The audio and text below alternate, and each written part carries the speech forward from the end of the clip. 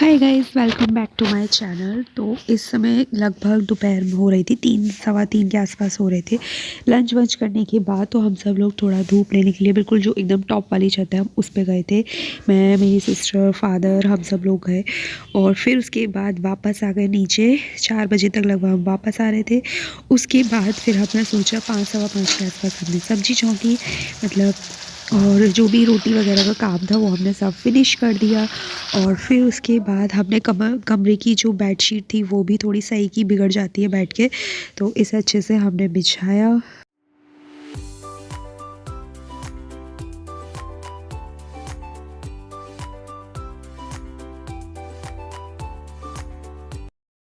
और आज ना दिन में मैं जब नहाई थी तो मुझे क्रीम लगाने का बिल्कुल टाइम ही नहीं मिला था, फिर क्योंकि काम थोड़ा ज़्यादा था, पढ़ाई भी थी।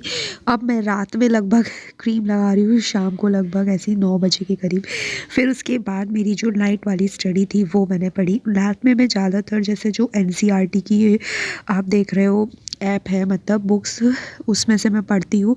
और जैसे तो मैंने सारे नोट्स बना ही रखे, जैसे जो मैंने लाइन या पॉइंट नहीं लिखा है तो वो मैं इसको नोट कर लेती हूँ। जैसे मैंने अभी क्लास 5th की ऐसी बस मैं देख रही थी, तो क्लास 5th की जो चैप्टर फर्स्ट था वो मैंने पूरा मतलब पढ़ा और जो इम्पोर्टेंट पॉइंट्स थे उसे लिखा। और अगर आप भी देखना चाहते हो कि एनसीईआरटी की बुक्स में मतलब क्या क्या इंपॉर्टेंट पॉइंट्स हैं, तो मैंने इस चैनल पर डाल चुकी हूँ मैं ऑलरेडी कि क्या क्या इंपॉर्टेंट पॉइंट्स हैं, आप जाके उसे देख लेना। अगर आप भी केवीएस, सीटेट में से किसी की भी प्रिपरेशन कर रहे हो और जिसमें एनसीईआरटी आते हैं भर भर के, क्योंकि एनसीईआरटी की एक एक लाइन बहुत इंपॉर्टेंट होती है। मतलब जो भी मतलब प्रिपरेशन कर रहा हो, जिसकी में एनसीईआरटी आता है उसको पता होगा कौन सी लाइन वो कहाँ से उठा के देखते हैं। तो मैंने सोचा कि क्यों ना अभी हमारे पास टाइम है और एनसीईआरटी पढ़ने का ये टाइम बिल्कुल सही है और हम इसको साथ साथ नोट भी करते जाएंगे। तो ये देख लो आप लोग, मैं जो भी इंपॉर्टेंट पॉइंट्स थे मैं उसे ऐसे अंडरलाइंस भी कर रही थी। ये ऐप में ऑप्शन अवेलेबल रहता है, अगर आप भी मतलब ऐप डाउनलोड कर लेंगे एनसीईआरटी की तो उसमें ये सारी चीज़ें दे रखी है। अगर आप नहीं कर रहे हैं कि कुछ है तो आप लोग मेरे चैनल पे जाके भी वो वीडियो देख सकते हैं।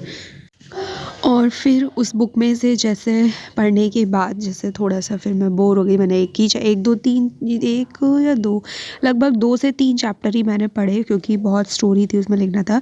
फिर उसको करने के बाद फिर जो मेरी ईवीएस की एक बुक है अरिहंत की, तो उसमें से जो कुछ इंपॉर्टेंट टॉपिक्स थे मैं वो लिख रही थी। तो चलिए वीडियो को मैं यहीं पे एंड करती हूँ। वीडियो अच्छी लगी हो तो प्लीज़ लाइक कर देना, शेयर कर देना और चैनल को सब्सक्राइब